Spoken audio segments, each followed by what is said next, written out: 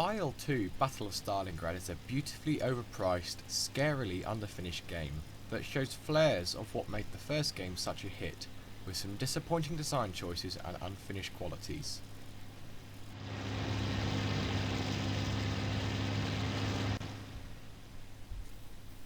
I had some trepidations when I picked up IL-2 Battle of Stalingrad, and this mostly comes down to my first major complaint about the game.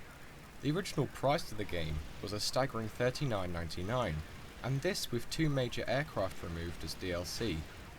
Each of these planes, the FW-190 and LA-5, cost an additional $14.99. Even bundled together on Steam, they are asking £70 for a game. My question was, why should I spend 70 quid on a game when I can play IL-2 1946, which has about 20 times the content? This is something that put me off until it went on sale. Thank God for Steam.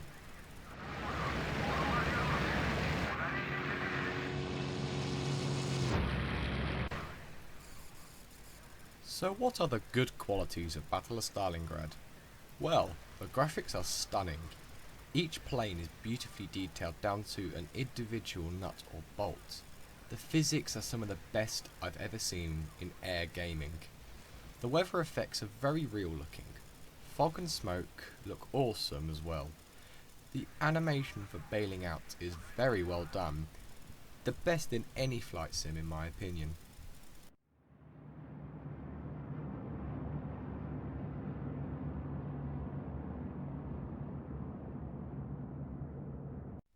Now we get to the bad and disappointing, which unfortunately is a bit longer.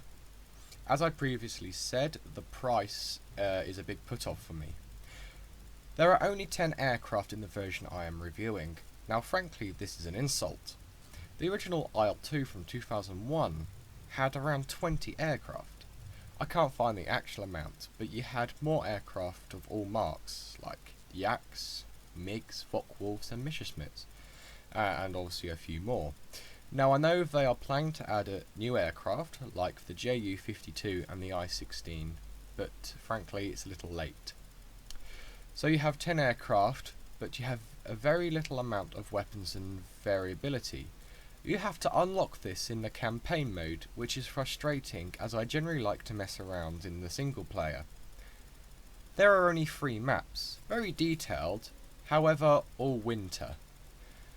Now don't get me wrong, I like winter maps, but I prefer the summer, so not having a summer option is a little cheap. There is a large variety of well done skins behind a play wall. Again, the skins option is locked behind the campaign.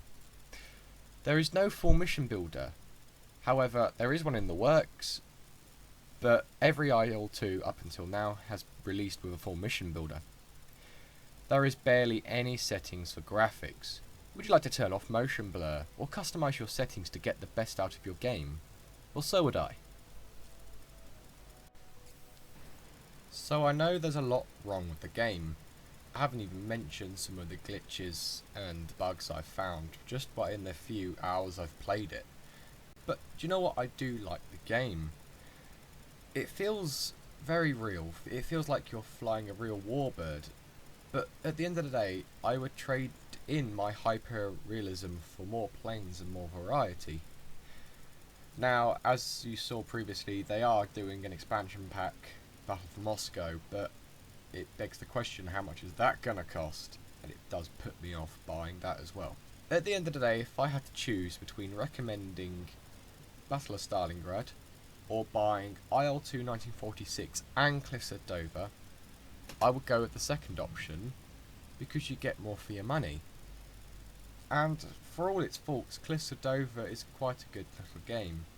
For its faults, IL-2 Battle of Stalingrad is worth looking into if you are an avid air simulator gamer, or you're interested in the Second World War, or if you just want to compare the maps in IL-2 Battle of Stalingrad to the maps in Relic Extra 2, because there is a lot that is the same, which is very interesting, very interesting.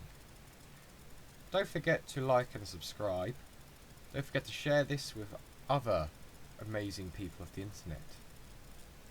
This has been Bloke, and till the next time, I'll see you then.